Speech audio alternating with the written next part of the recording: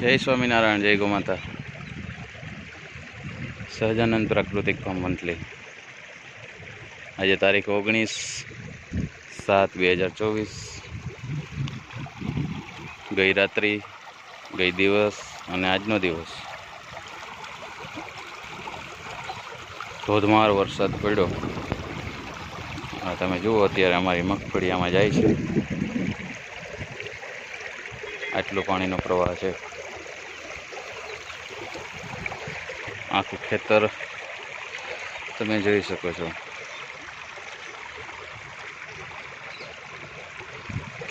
પૂરેપૂરા ખેતરો પાણીથી ભર્યા છે.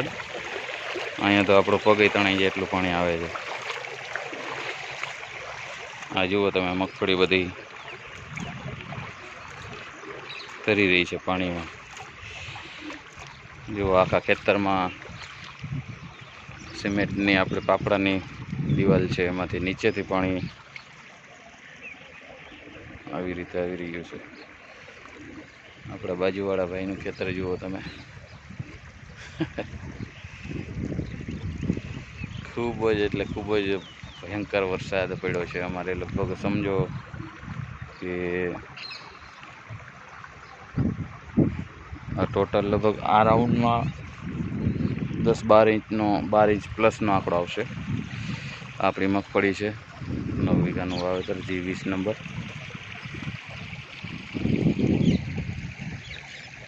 આખા ખેતર પાણીના ભર્યા છે. જોઈએ હવે હરી ઈચ્છા બળવાન આગળ શું થાય છે. અત્યાર સુધી બધું સારું જ હતું. હવે વરસાદ બંધ કરે તો સારું. હવે અતિરેક થાય છે ટૂંકમાં. આ વાવેતર કર્યા પછી એકોણ સાથી કે કંઈ આમ આવેલું નથી. આમ અંદર જવાનો કોઈ ચાન્સીસ જ નથી. આજે લગભગ 10-12 દિવસની મગફળી થઈ છે, 12-13 દિવસની. એમને વાવેતર કર્યા પછી પાણી પીને મજા કરે. આવું છે. મેઘરાજાની મહેરબાની થઈ છે, પણ થોડીક વધારે થઈ ગયું એવું લાગે છે. કૂવા બધા ઉપરથી હાથેથી આંબીલીઓ થઈ ગયા છે. આટલો પાણીનો પ્રવાહ આવે છે. આજે વરસાદ બંધ થઈ ગયો એને 2 કલાક થઈ છે. એટલો પાણીનો પ્રવાહ આવે.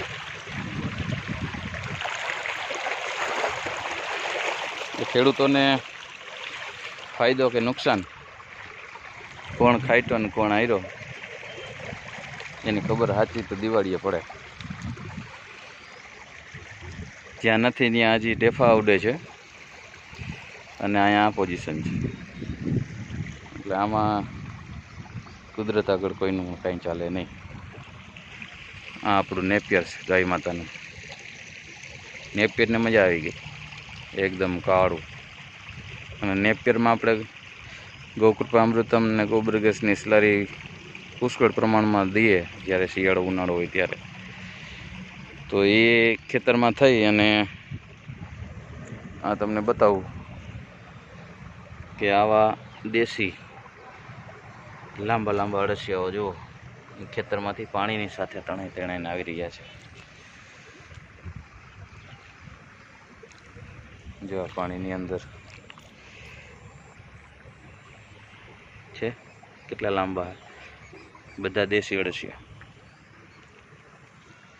તો ઝેરમુક્ત ખેતી કરતા હોય, પ્રાકૃતિક કરતા હોય,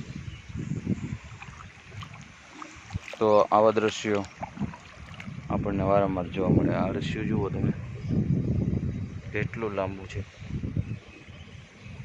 દેશી અળસિયા. એટલે ઉનાળામાં આપણે આ ટૂંકમાં નેપિયરને, શિયાળો ઉનાળામાં પુષ્કળ ગોબરને ગૌકૃપામૃતમ આપ્યું. પરિણામ સ્વરૂપે આ તમે અળસિયા જુઓ, ઓળાવાળા મોટા છે ને. આ બધા અળસિયાઓ તણાય અને એમાંથી આજે અતિશય વરસાદ પડવાને કારણે બહાર નીકળી ગયા છે. અને એ બધા અમારે મગફળીના ખેતરમાં ફેલા છે. આ ખેતરની અંદર લાભ આપશે. એથી બહુ દૂર તો નહીં જાય.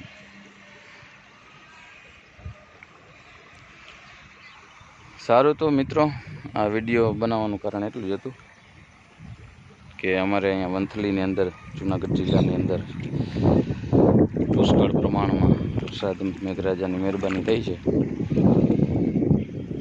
અને તમને બધાને પણ જ્યાં બાકી હોય એ બધાને થઈ જાય એવી ઈશ્વરને પ્રાર્થના. એટલો વરસવા છતાં પણ હજી આકાશ તમે જુઓ તો એમ લાગે કે આ જાજી ઘડી તો બંધ નહીં રહે. ગાજવીજી થોડી થાય છે. કાળા વાદળાઓ તૈયારી કરી રહ્યા છે. જુઓ હવે જોશું આગળ શું થાય. જય સ્વામિનારાયણ, જય ગૌ માતા.